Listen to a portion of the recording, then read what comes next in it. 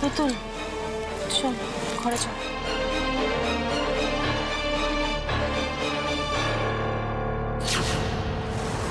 সিধুর সাথে মেজুমার কি সম্পর্ক আমাকে জানতেই হবে।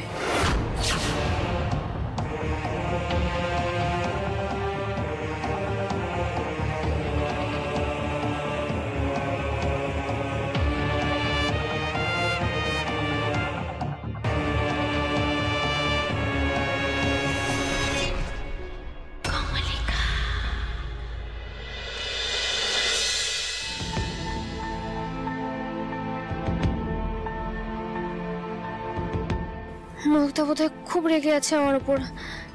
আমি যে ঘরে ঢুকলাম দেখতে পাইনি, নাকি ইচ্ছা করে তাকাচ্ছে না আমার দিকে।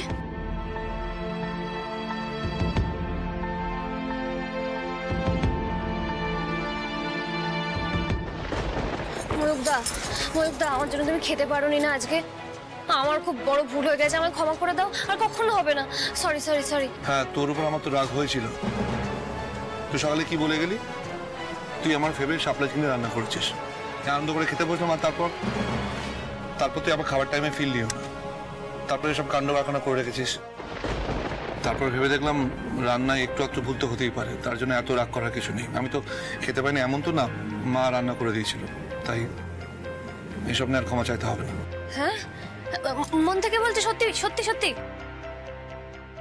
সত্যি।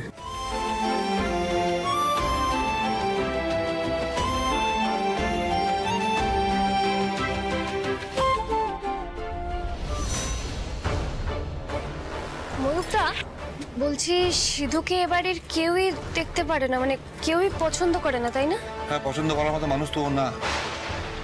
কতদিন ধরে জমি নিয়ে মামলা চলছে ওদের সাথে, আমরা কেউ ওকে পছন্দ করি না। যদি তাই হয় তাহলে মেজুমার সাথে সিধুর কিসের যোগাযোগ?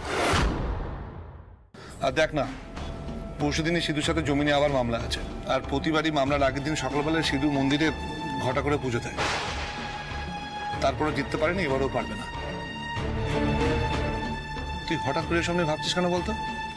না না, এমনি এমনি, কোনো কারণ নেই। কি করে যে জানবো মেজমার সাথে আদৌ সিধুর যে কোনো সম্পর্ক আছে কিনা? মামলার আগের দিন সিধু মন্দিরে যায় পুজো দিতে, তার মানে কালকেও মন্দিরে যাবে। এটাই সুযোগ। কালই স্কুল যাবার আগে আমাকে কিছু একটা করতেই হবে।